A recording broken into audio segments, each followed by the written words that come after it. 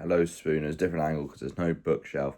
I'm on about the media I consume series, the media I consume on the 21st of July 2026. Let's start with the media. I watched the Raw highlight, Adam's 10 Impossible Dream matches, Blanco Wrestling. So I'm doing Raw, I don't care about. There was no women's match, what the fuck. Adam doing his 10 dream matches of all time, that's fun. Then I watched Bailey leaving, Punk vs Cody, scuffle, and Raw review, Rest Talk News. Rest Talk News is good, but again, Raw's boring. And then Botchamania 534, enjoyable. So the next section,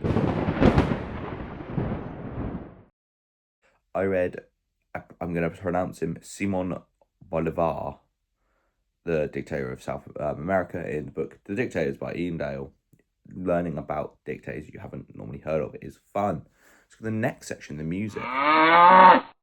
3 albums, I'm up to date. I listened to Yardak's new album, which I was very excited about, and the first 2 albums of the Everly Brothers. Here's my raw reaction to all 3.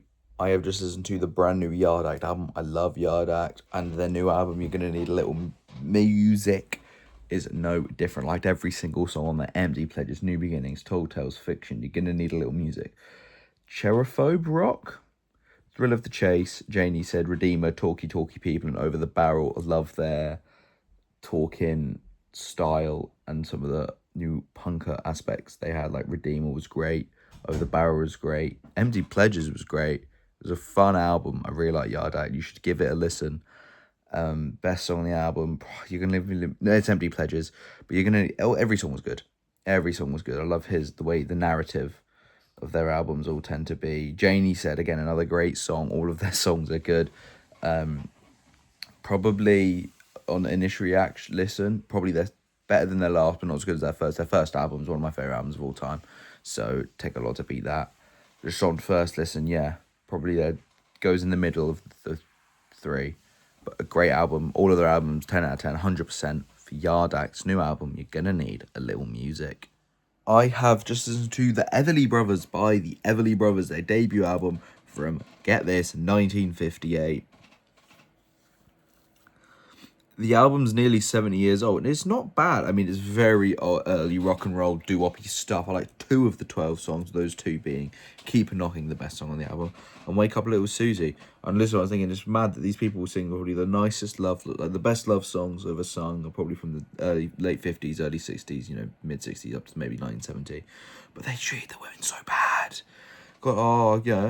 Oh, I love you, my little girl of mine, brand new high. But they're probably beating their wives. Fucking hell. I've made very big claims about the Everly Brothers, which are unbacked up. What are you going to do? Apologies if any, Everly Brothers, they're both dead, are watching, didn't beat their wives, and I've accused them of it. But I'm just saying, it wouldn't be surprising knowing the time this music came out. But yeah, the Everly Brothers, 2 out of 12, or 16.67%. Oh, for Foxy, I just listened to Songs Our Daddy Taught Us by the Everly Brothers, and it's really slow music. I obviously don't recognise any of the songs, because this album also came out in 1958.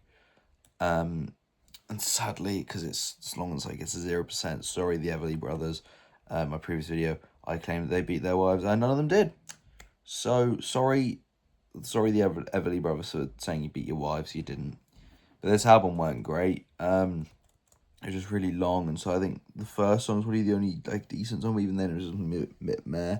But hopefully this is just a blip, because it's a cover album, obviously, and hopefully the rest of the stuff's a bit more like the first doo-woppy, faster album. But sadly, Songs I've Already Taught Us by the Everly Brothers gets a 0%.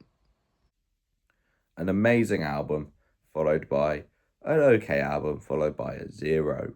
Isn't that excellent? Let's look at the final section, the documentary. Unreal Season 3 came out, and I completely forgot about it till midday, so I had to binge it pretty much all evening. I watched episodes 1, 2, 3, 4, and 5, The Why, The Last Time Is Now, Rise and Rumble, Life Happened, and The Grandest Stage. All of it in one go, like the other 2 seasons of Unreal. Here's my raw reaction to all 5 episodes. I have just watched WWE Unreal Season 3, Episode 1, and they know how to make their documentaries, man. I know it's all a big puff piece, and it's like, they're not talking about very specific things, but it's a good documentary. So it starts with John Cena talking about post-Mania, and I think that's what the run's going to be. The episodes. Talks about his match with AJ at Crown Jewel in a lot of detail. That was good. Talked about WrestlePalooza. Another major thread of the first episode is AJ Lee's return, and with that, they talk about how WWE is different to how it was about the divas, and now it's the women's and whatever stuff like that. But also they talk about Punk and AJ specifically with WWE, and when she mentions about them getting married, I was like, they're going to mention the fact that they sent Punk his sent him the fired papers on the wedding day, but they didn't mention that. Then it talked about Crown Jewel and WrestlePalooza talked about Brock, and they're like, just obviously PR, PR, PR, don't talk about it, don't talk about it. Well, why is Brock here? Well, he's a big boy. He's like, yeah, he's a, alleged mass rapist. Yeah, but big wrestler. Then they did Crown Jewel, where they talked about the AJ Cena match and how so much of it, I didn't realize some of it was called on the fly. That obviously the 619 was obviously called on the fly. But then it talked about Seth versus Cody, and that's where Seth injured his arm, and fucking not heartbreaking, but like Jesus Christ, he's just like, they're like, I don't know what's wrong with me, but I know it's fucked. What month are we in? Because he then counted as, oh shit, he's gonna miss Mania, and that was rough to see. It's the real like, shit, I'm hurt. There's nothing I can do, and I'm missing Mania. But yeah, that's my little raw reaction of episode 1 of WWE Unseen, Unreal, WWE Unreal season 3 episode 1. I have just watched Unreal season 3 episode 2. It talks about Liv Morgan's injury, and that was sad. But her return, and then John Cena at the end. But yeah, the Liv Morgan, I forgot about how fucking shit it was, because just a normal move just went wrong. She was out for 6 months. She's back now, and she's being booked bad. Speaking of being booked bad, there were no women's matches on Raw yesterday. Isn't that shit? But then it was all about the Last Time Is Now, Saturday night's main event, Cena's retirement, talking about how he actively was like, no, all of the other matches should be thingies should be NXT versus WWE, but also at the start of talking about, my brain's everywhere, at the start of talking about Seth's injury and how Braun was going to take over and drop the ball a bit. But then at the end, it was all about Cena and his retirement, and I think the finish was good. That's exactly the finish it should have been. I don't see why everyone got so like mad. Like, Cena's obviously not going to win, and of course he's going to tap out. That's the whole point of wrestling. You lose to make you lose to the younger generation to make them better, so they can say, "Oh yes, Gunther beat John Cena. He retired John Cena." That's the point. So everyone getting mad about that was fucking stupid. Then it's still stupid now. It's the exact finish it should have been. But Hunter at the end going like, some people say, I can't do Hunter's voice, but some people say his retirement was, a failure. I didn't think it was. Well, the first, it was a good sandwich. The middle was shit. So the heel turn, great. The segments after the heel turn, the actual turn. Mania fucking sucked, right? Objectively. Then the first half of his title defenses sucked. And then he turned face at some time. Then someone was pretty good. And the retirement show was amazing. But yeah, that was my overall thoughts of Unseen. It's called like Your Time Is Now, My Time Is Now. I can't remember the bit. It's the second episode, the one about John Cena. The next one's about the Rumble, so that'll be enjoyable. But yeah, that's my raw reaction of Unreal season 3 episode 2. I have just watched WWE Unreal season 3 episode 3 Rise and Rumble. This episode looks at the Royal Rumble, but it also starts with the Survivor Series where Breaker took that awful bump and looked like he broke his neck, but he didn't.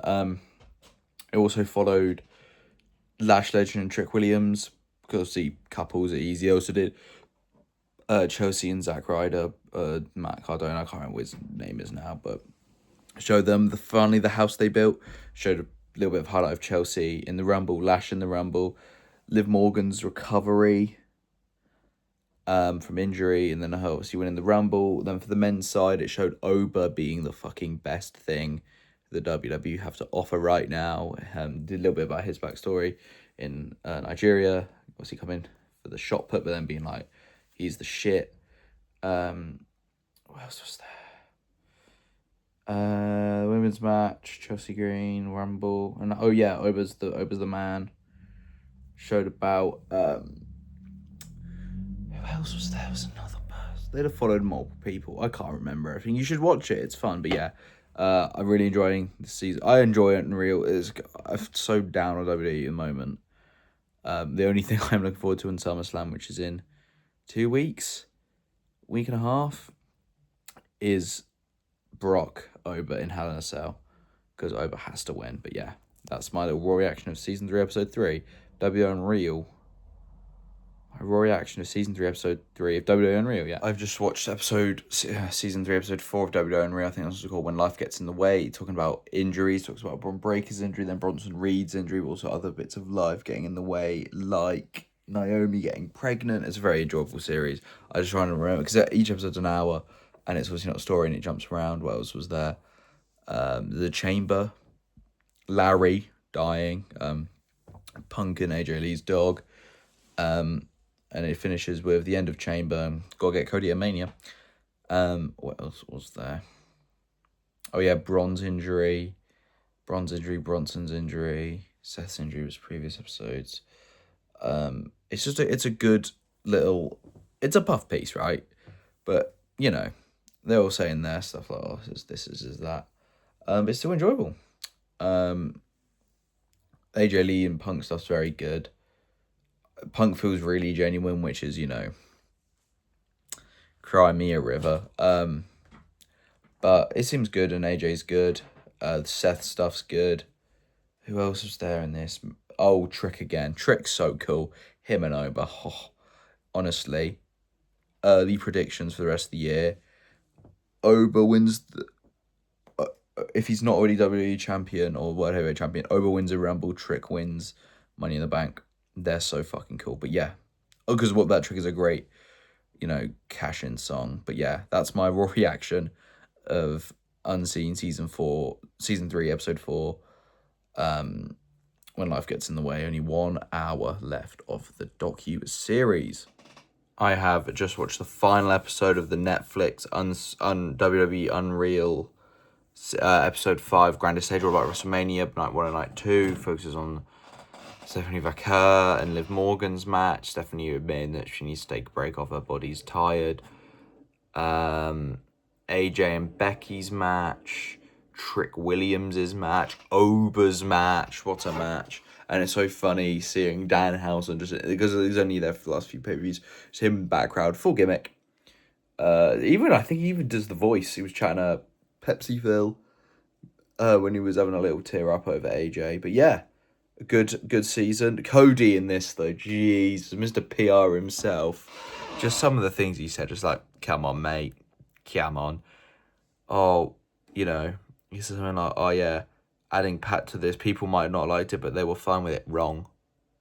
But they'll see Cody's match, and he was a lot more injured than I remember him being. But yeah, that's my little rundown of the last episode. I'm probably missing loads. AJ's match. Yeah, it was a good show. They're puff pieces, but it's pretty much to try and get you to go and watch the WWE. It doesn't show any of the. It feels like these newer ones are a lot less booking based and more just the people based. So they're obviously changing it because I don't know. But yeah, it was a good show. That's my raw reaction to season 3, episode 5 of WWE Unreal on Netflix. Lovely. Well, I've been Keith Spoon. You've been the lovely Spoon Nation. Thank you for watching. Remember to like, comment, subscribe, tell your friends to come and watch me. So I don't need to get a real job. Take the spoon pill. Remember to always consume on company time.